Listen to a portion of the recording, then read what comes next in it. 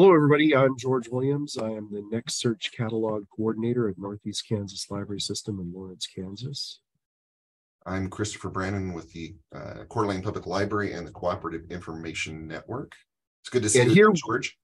Yes, I'm sorry I was not here for the last video recording. I got sick. And I'm still a little bit sick, but things are looking up. That's good. This is the problem with, for my wife's birthday, we went to Atlanta to see the very final B-52s concert on their farewell tour. And we came home and we brought disease with us. Well, I'm glad you're on the mend. That being said, it was like the best vacation. I was saying this to my wife. This is like the best. When we were leaving Atlanta, I said, this is the best vacation that I think we've ever had. And I thought about it for a second, and I said, since we had kids, isn't it? And she said, yeah, I think it is. So nice. It was nice to get away just by ourselves for a while, but we did, we both got sick. So here we are back again, and I'm happy to be back. Christopher is going to lead the way, though. And so first, though, we are part of the education committee at koha-US. And so if you go to the koha-US website at koha-us.org and go to the Learn page, you will find our videos under the big link that says, where did it go? Learn with us. It's way down here, isn't it? Video playlists. And we've got a list here of all of the different videos we've done over time. We've got some links to other video series by Bywater. And of course, if you go directly to YouTube and look for koha-US, you can subscribe to the koha-US videos. You can subscribe to the playlist. And that way, every time there's a new video, you'll just automatically be notified. And you can also leave comments. We like getting comments. I think the only comment currently for the last video is an apology from me saying, sorry, I wasn't there. But we try to look at the comments every week and see if there are any comments, and we try to answer your questions. So please leave comments, or you can just email us. If you email education@koha-us.org, that'll get sent to us. So. But I'll let Christopher take it away. He's going to talk about a workflow that he's come up with for handling ILLs at their library consortium. So, yeah. So this little workflow and modification came about based off of a video we did a couple of videos back where we had Jason on, and the two of you shared some ideas about letting people know that there are things building up in the holds queue. It's the holds queue counter that you both had different takes on. You added a counter on the main page, and Jason added it on the holds queue button on the circulation page, and he added some modifications to make it glow differently depending on how old stuff has been that's sitting there. And the little quaking skull was my favorite. Yes, it's been on there for over 2 weeks. So following that video, when I had some time, I kind of Frankensteined that and put the two ideas together. Didn't use all the bits and pieces, but took a little bit of from both. You had great notes and was able to do some things. And in fact, I sent Jason some information on how to improve his CSS a little bit on his code. So I love collaboration. This is the best part of Koha is collaborating and learning and building off of each other. And so let me share my screen and I'll show you what I've been doing and what that led into. So here's my little indicator. I put it on the front page only, and this has the count and it links to the queue that we use. But I added Jason's modifications to make it glow different colors depending on how old things are that are sitting there. So I implemented the counter first, and I formatted it in the way that I do our alerts on our page, so it really fits the theme of what we're doing. And I implemented that, and I just did a soft implement. I did not make an announcement and didn't hear anything from anybody. And I said, okay, it's not impacting anybody. It's not really, causing any issues. And so then I implemented Jason's tweaks for CSS on this and added, the glowing portion of it. And I got comments back like they really love this. But I had one group of libraries that said, this is a little annoying because it's always going to be red. And I said, why is it always going to be red? Because we have stuff on there that's, our ILLs are always going to take much longer to get filled. And I said, well, let's take a look at this. Because my first reaction is like, well, shoot. It doesn't work for everybody. It's an annoyance to libraries that have a slightly different workflow. But then I said, let's take a look at this. And so I dug a little bit into what their workflow is for ILLs. And basically, when they make a request, they add a record and place it on hold for that patron. So that's how they keep track of the ILL, and the patron can keep track of it as well. So they add the record immediately before they even get the requested item. Exactly. Okay. And so, of course, when you add a record, it shows as available. Right. And so they have these items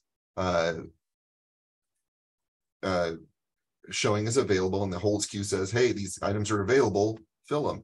So what ends up happening is they have these things that can sit there for well over a month until the item actually comes in. It's telling them that they have all these items available, and they've got a lot of holds on ILL items that are sitting in that queue. So they're essentially ignoring half of their holds queue with all these items that have been requested 1-2 months ago. And so that's not the most efficient workflow. No. You print off that holds queue, and half of it you just say, oh, we can cross those off because they're not here yet. Right. That's not very efficient. Well, it's if you're printing off your holds queue to go around and grab stuff, you're wasting a lot of paper. Yeah. I mean, unless you're exporting the queue and then formatting everything, that sounds like a lot of work. One way around that is they could check those items out to the ILL manager, and right. until they come in. That's one way that could that's one way you could do it. I think you might have come up with a better way though, right? Yeah, it got me thinking about this. Our library, we handle that a little bit differently. What we end up doing is we make the requests, and then we put a note in the patron record talking about the ILL request. And when that item comes in, then we make the record, check it out to the patron immediately, and put it on the shelf for them to pick up. And the manager has to contact the patron manually and let them know that the request is in. Right. So this method that I came up with kind of takes care of both sides of this and allows us to all follow pretty much the same workflow. Our ILL manager really likes the idea and is getting ready to make the transition over to this. And I just implemented this a couple days ago. So here's what we did to address this. The first thing is, you have items, new items that are sitting on the holds queue. They're showing as available. And so the way that we address this is we go into Koha administration, and I'm going to pull up authorized values, and I am leveraging the not for loans. We use not for loans for other things, things that are on order, and so there, this fits the bill perfectly. So we have lots of not for loan statuses, and I just added a new one called ILL request, and its authorized value is -4. That's key to note there. So yeah, the negatives mean you can, if it's a negative number, you can place requests on the not for loans, but if it's a right, positive number, then you cannot place a request. right, exactly. And so, just doing that alone, we were able to apply that status to items at a library that are in the ILL category, but in the holds queue, we were able to apply that status, and it immediately took those off of the queue. So they're not showing up as ready to be pulled and bloating their holds queue. So we've done that, and I said, okay, let's work on the process of adding that. They were using fast add, and I wanted to streamline that, because when you're doing fast add's just generic and does what every library needs it to do for fast add, but not necessarily for an interlibrary loan. So there were a few things I wanted to address with that. So going back to administration, I went into the MARC bibliographic framework, and I created a new framework based off of fast add and called it ILL request. So I have an ILL request here. I'm going to look at the structure. So we're collecting basic information off of this. Basically, we're asking for a title, and if they want to put in a personal name or author, they can do that. So one of the things that I do on this particular, on the 245 for the title, if I edit the subfield, is was that? That was, I think it's B. B, yes, thank you. On B, the remainder of title, it's always going to add on to the title ILL request in brackets. So it makes it very obvious. ILL is going to be plastered everywhere in the record, but there's certain places where only certain things show, like the title. So we are tagging on, with our fast adds, we do something similar. We do in brackets fast add, but we have ILL request here. So this is going to show next to the title all the time. So that was something that we added. And then if we go back into that, the other section that I add, that I edit a lot of, is 952s, which is the item information. Correct. So when you're adding the actual item record, you're going to modify a few things, like if I can remember where this is. So we've got There's so many tabs. Yeah, statuses. I wish these were labeled. Okay, here's our not for loan in the 7, subfield 7. So here's that -4. This is where I tell it, okay, when you create an ILL record, always give it the status. So it's just going to put it in this not for loan ILL request status. And you've got the authorized value set for that as not for loan. Yeah. Right.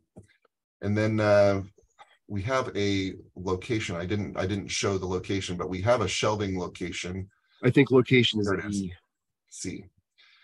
So we have a default value of ILL for our ILL shelving location. So, that has its own unique shelving location.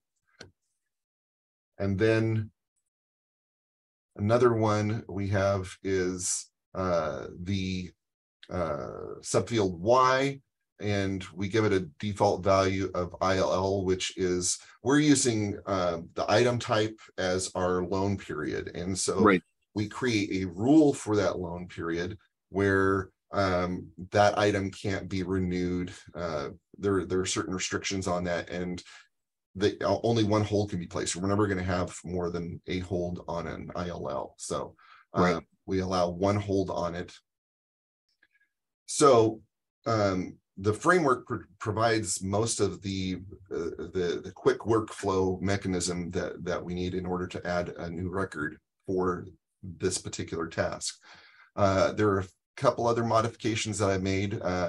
For example, I talked about the shelving location. So the shelving location is a good one to add. So we have the ILL, and it shows up like this. The description shows that it's suppressed. And then we have to go in, so after we've created the shelving location. So part of that framework, you must have set the 952N so that it's suppressed. I may have. Is it suppressed by default? I think I have it set there too, but it's always, I have it set up in multiple ways. Oh, you have it also in OPAC hidden items, right? Yeah. OPAC hidden items. We don't want it showing on the OPAC. So we tell things to hide. And so I am telling that location, if it's in that location, it's going to be hidden. I'm also saying that if it's using that -4, right, it's going to hide. So all my bases are covered. It's covered here 2 different ways, and it's also covered in the record if I set that one particular setting. 952N, or I guess it'd be 942N, suppresses the bibliographic record, and 952N or I guess there isn't a way to do 952N. It's 942N. Yeah, would suppress the I do have the 942 in here. 942N is the OPAC suppress biblio. So there it is. Yeah, and it's got a default value of 1. Yeah. Yep. So I have that set. So I've covered my bases in 3 different ways to make sure this is going to show up in the OPAC. For those of you out there, the 942N will suppress the bibliographic record. So you won't. So if you do a search in the OPAC, even if you have that title, you will not see the title. If you do OPAC hidden items, you will still be able to search for the bibliographic record. You just won't be able to see any of the items that are attached to that bibliographic record. Yeah, this is probably the best way to hide it, because it's an ILL and it's not your record. Well, it's not a record you're going to be keeping around, so you just don't want it showing up at all. So this is the best way, but my other 2 hide in the OPAC for the items. That's just backup in case this got turned off by accident or something in the item record. Right. So now that stuff is in place, there's one other piece that I've added to all of this. I have a little bit of jQuery because there's one field that's customized per library. So internet user, I have that piece right up here at the top here. This is the default ILL framework to the library code and ILL in the call number. So basically it'll figure out what the if you're on that page and there's an ILL request in here, it's going to look at what branch is logged in and grab the branch code into a variable, and then it's going to put in the call number. When you're adding the record, it's going to update the call number with the branch code plus a space and the word ILL. So that's going to be the call number, because we require a call number in our records, and it's one less thing for the person to have to add. Right. There is one other thing that you could modify in your framework if you wanted to. We have the item cost on our test server. It's defaulting to $25, but on production we actually defaulted it to like $115. You can have that default cost whatever you think is going to be a good number to cover your rear end if the item is lost. But you can always manually change any of this information on the fly as well. So if that price doesn't work for a particular library, or some other setting doesn't work for a particular library, they can change it to fit their needs. Yeah, having a default cost is not a bad idea. So now when we have an ILL request made, the manager can actually just go into cataloging, new record, they'll have that ILL request. And here's the information that they fill out for the bibliographic record. And I'm just going to create something here.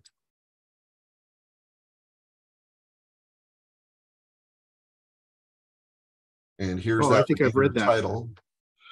What's that? I've read that. It's a good book. So that remainder title is going in there. I don't need to put an author in this case. I'm just going to leave it as is. I will save it. And then it's prompting me for a new item. So here's that not for loan status. It's automatically set there. If I need to change the collection, I can, but I'll leave it. It defaults to my libraries. The shelving location, here it is, and it's in that suppressed shelving location. Here's the call number. So here's what that jQuery did. Right. Okay. Before, our libraries were just using a couple letter initials and ILL, and this makes it automatic for them. It really simplifies it. Yeah. Yeah, one less thing that they had to do, and they didn't care, that it was a code as opposed to just a couple letters. So that was fine for them. Here's that cost replacement. In the test server, it's $25, but in the production, it's $115. Then we have our item type that sets the loan rules for this. And the only thing that I have to fill out on this really is the barcode. And if you it's my understanding, I don't know ILL world all that much, but when they get the request, if they don't have a barcode, you can put whatever in here. But if they give you a barcode, and sometimes they do, you can put that barcode in here. So whatever it floats your boat for your library and your process, you can put whatever, but you didn't, in our framework, you have to have a barcode, of course. So we'll add that item. So now we have the item. Now I can place that item on hold for the patron. So this is my test account. I'll go ahead and place it. So now I have a hold for this patron. Here's my ILL request, and I can see that it's an ILL request. And this is why I had that remaining title added on there, because I don't have anything else that really shows that it's ILL. So this is the key as to why we added that piece. But now I can see my ILLs in here, whereas our library before was putting it in a message up here. And sometimes, and that worked, but sometimes those messages were forgotten. So you can have stray information left behind, and this kind of eliminates some of that issue. Well, and if that messaging is consistent on every ILL request, you could even add some jQuery to highlight that even more. Yeah, absolutely. So now this is here, and the patron can track it in their account, which is great. They can see that as well, and they can see that it isn't filled, which isn't a piece that they had before. So that's there. When the item comes in, oh, by the way, it's here, but it's not in the holds queue because it's not available. So because it's got that not for loan status. Right. So now when the item comes in, we can check in the item. And it triggers the hold. Gives me all the information, tells me that it's an ILL request and who it's for. I'm going to confirm that. Now it's on hold for them.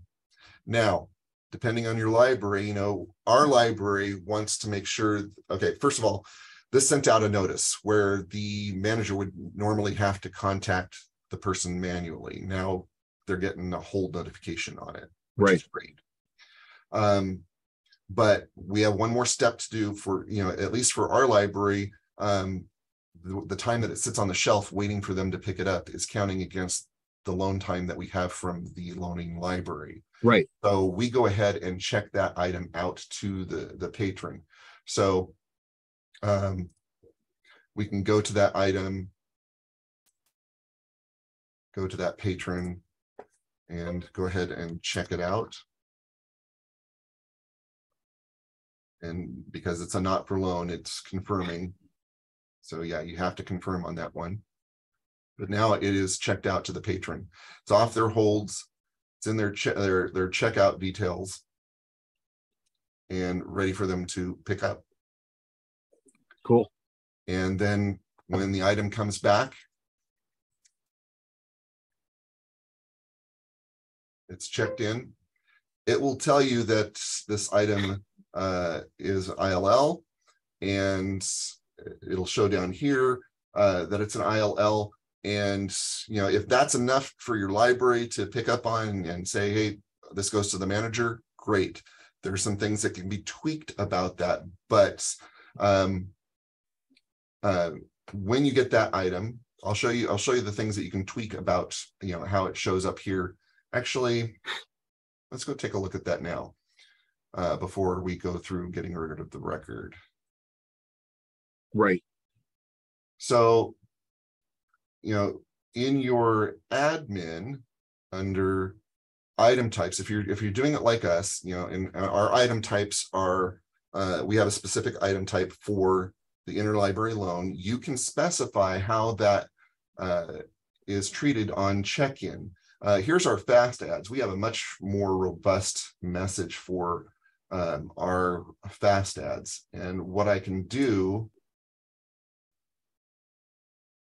here is copy this and change our other message. So for our ILLs, I'll edit it. Right now it says this is an ILL item.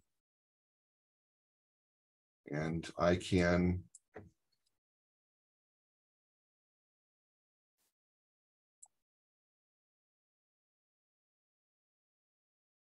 say, please item.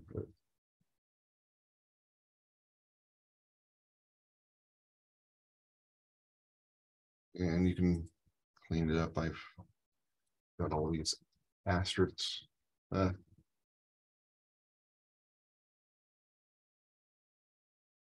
make it look a little bit nicer. Okay, so now this message looks a little bit more noticeable. And so if I go to check in that item. Yeah, if you check it in again, you should see the different message. That stands out a little bit differently. Another thing that you can do is below that message, you can say, change this from an alert to a message. So if you'd rather have it come out that way, then it'll make it look different. It doesn't come up as a, it would be nice if it, blocked your work and said, hey, you need to do something with this, rather than just kind of up there where, people kind of ignore. The alert turns it to yellow. And, I think also, I don't remember if we ever done a video about the sounds, about the alert sounds. Right. That's I think if it's just going to mention. Yeah. If it's an alert, you could probably tie this to a sound. You could tie it to a sound and have it look for something specific in the message, and then you could have a screaming goat when it's checked in, or whatever you want. Yeah, everybody loved that. Yes, I have some. My last video, or our last video, was actually on the custom alerts. So it's funny you say that. So yeah, you could definitely have that play a different audio prompt.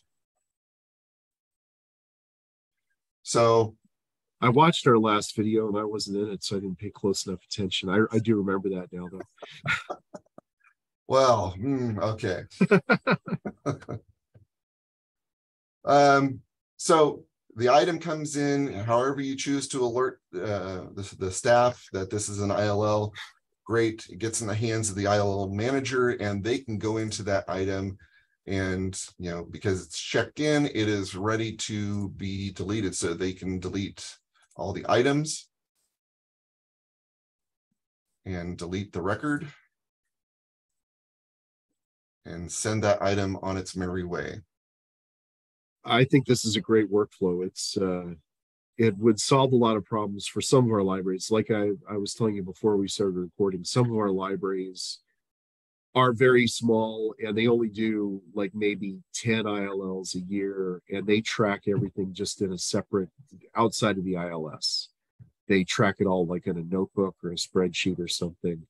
But some of our bigger libraries in particular, do more like, 10 ILLs a week. And there's some things here that would definitely probably solve some of their problems and maybe make their workflow a little better. One thing a lot of our bigger libraries do when they do a lot of ILLs is when they place the hold for the patron, they also place a hold for their ILL manager. So when that item gets returned and checked in, it's not relying on staff to read a message or to hear an alert. It's just on hold for the ILL manager. So Koha prints the slip and sends it on hold to that person. Absolutely. And, this workflow would, you could add that to this workflow, if easily. So, yeah. One thing I wanted to point out too, I didn't do this, but something, if you want to make things easier for the workflows, another thought is, fast add, you can get to it through cataloging and the drop down and go to the fast add, but you can also get to fast add or fast cataloging through the circulation page. And another thing that you could do is just add a button for ILL, and make it easy to get to that, because it's just a link to adding that record. So you could do that there. I do know that if you're using the ILL module, it adds a button on the front page. You could put a button on the front page right, to do that if you wanted.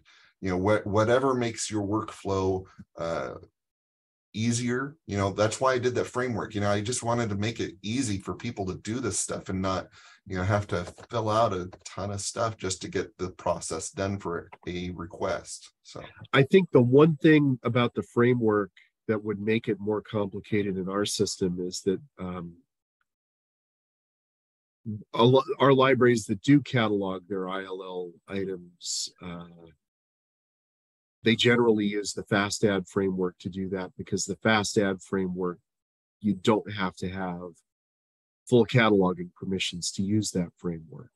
And I don't know if there's a way to add another fast add framework other than just the FA framework, because that's the code. I don't think there's any way to do that. No, there isn't. I was playing around with that, and I was going that route, and it's always going to use that one fast add framework. Yeah. But what you could do is you could add a button to the fast add framework page that modifies all of the fields to what this would do. So, because all those fields are updatable, you could just have it, set it to the right, not for loan status, and for the